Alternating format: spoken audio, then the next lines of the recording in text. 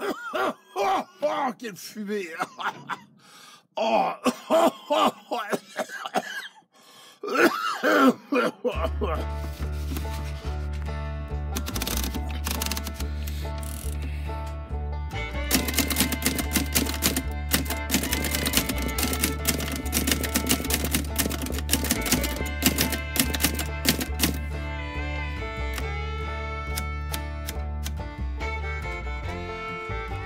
Bien, moi j'ai choisi de me faire un fumoir à partir d'une cantine. Donc, il y a quelques mois, dans le vide-grenier du village, j'ai racheté une cantine d'occasion.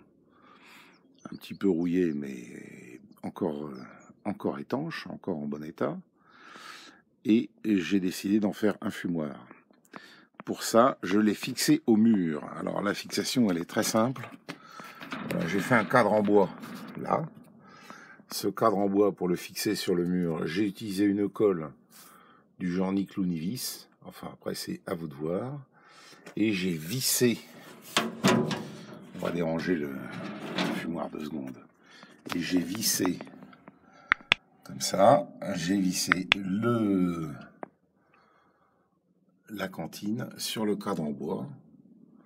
J'ai mis une dizaine de vis pour que ça tienne bien. C'est des petites vis à bois, parce qu'évidemment, comme le cadre en bois n'est pas très épais, j'ai pas pu mettre des grandes vis. Voilà. Et dans le haut du fumoir, j'ai installé une tige filetée qui traverse le fumoir et qui est fixée, sécurisée avec un écrou. Et de l'autre côté, une vis papillon. Comme ça, c'est démontable à la main sans outil.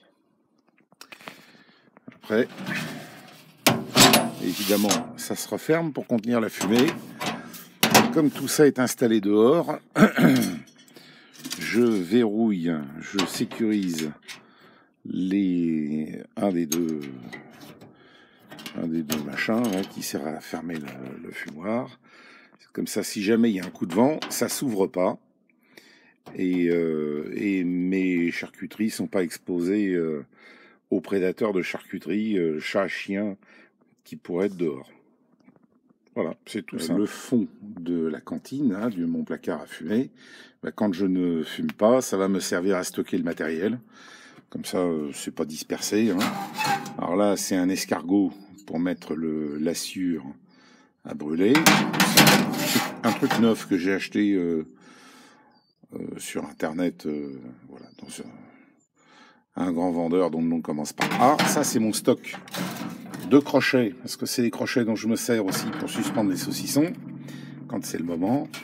Et ça, c'est un bac, pareil, pour mettre à brûler de la sciure, que j'ai fabriqué à l'atelier. J'avais déjà fait plusieurs essais qui n'avaient pas bien marché. Et là, j'ai fait des modifications pour faire des trous en dessous, pour faire entrer de l'air, pour que la sciure puisse se consumer. Voilà, ça fera partie des essais à faire.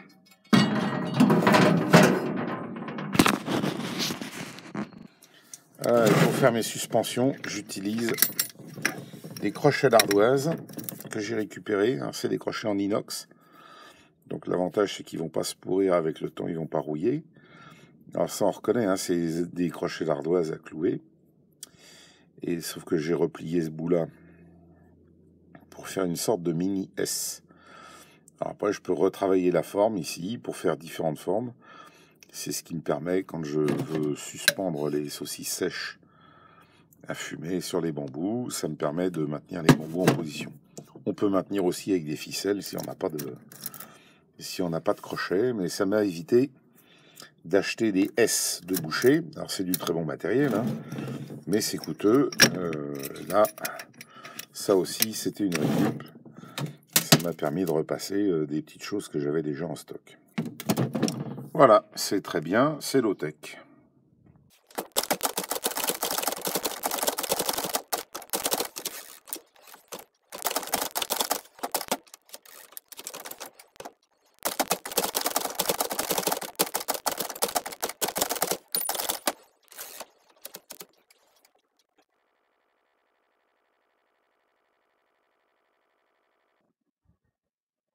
Voilà, donc j'ai disposé mes saucisses sèches Alors ça, c'est celle que j'ai fait cette année et ça représente, pour la partie saucisse sèche de toutes les recettes, un demi-cochon. Parce que cette année, comme on est vraiment plus nombreux à la maison, j'ai fait qu'un demi-cochon. Voilà, donc ça fait déjà de quoi s'amuser, de quoi se faire vachement plaisir et de quoi offrir des trucs sympas. Allez, c'est parti. Le dispositif qui me permet de tenir la sciure de bois qui va se consumer lentement. C'est une sorte de petit escargot comme ça en grillage.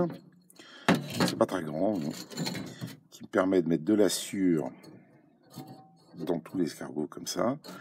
Et comme c'est fait en grillage, il y a toujours de l'air, donc ça va se consumer lentement sans s'éteindre. J'avais fait d'autres essais dans un dispositif qui n'était pas grillagé et ça fonctionnait pas du tout. Voilà. Donc à présent, on va le remplir avec de la sciure. Voilà.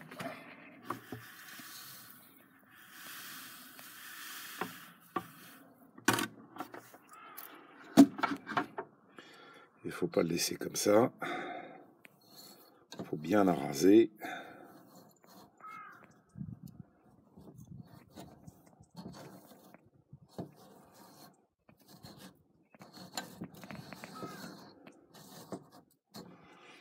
Allez, il y en a encore un petit peu dans le seau. Voilà, j'avais prédosé pour les besoins de la vidéo. Donc on arrase bien. Si on veut, on peut tassoter un peu, un petit peu tasser. Voilà. Pourquoi c'est important de bien araser? C'est pour que la combustion ne se propage que dans l'escargot. Voilà, bien arasé. Donc il faut que ça se soit libre, que la forme de l'escargot soit libre, pour que la combustion ne se propage pas entre les plis d'escargot, entre les rayons d'escargot, mais seulement en suivant l'escargot. Si c'est trop plein, ça va tout brûler d'un coup. Donc non seulement ça va chauffer la charcuterie, mais en plus ça n'aura pas la durée de fumage que l'on souhaite. Voilà, maintenant ça, je vais le disposer dans le placard de fumage. Voilà, donc la combustion a commencé. Alors maintenant, évidemment, j'enlève ma petite bougie en faisant bien attention de ne pas mettre de cire partout.